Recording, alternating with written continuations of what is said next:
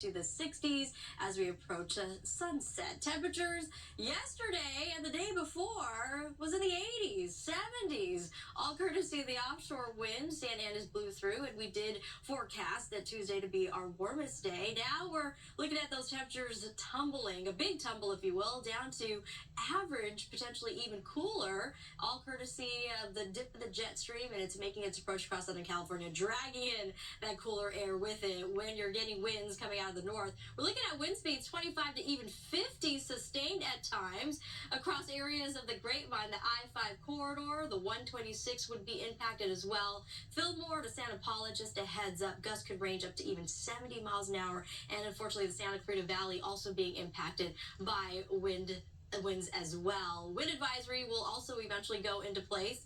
20 to 30 miles an hour if you have travel plans through the San Gorgonio Pass heading into the Coachella Valley. Palm Springs, by the time you get there, will be also a little bit on the gusty side. 45, if not stronger, gusts through that stretch. All courtesy of the shift in our weather pattern. We had area of high pressure now weakening, moving on over to the east. And like I mentioned, the dip in that trough is going to make its way a little further south. About a 10% opportunity. North-facing slopes could get a hint of precipitation as you're making your way northbound on the 5.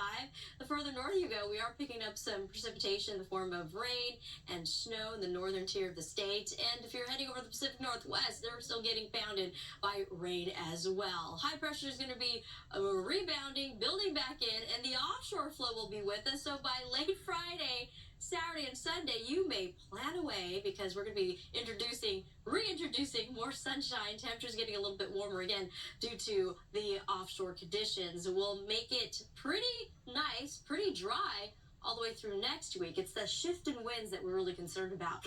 Breezy for mountain areas. High deserts will keep temperatures in the 60s, and we're really nice. A little warm, if you will, for the high desert regions, keeping it right around the 70s. More sunshine through this weekend. Of course, our mountain communities, overnight hours. Big Bear still making some snow. If you're traveling there, travel safe.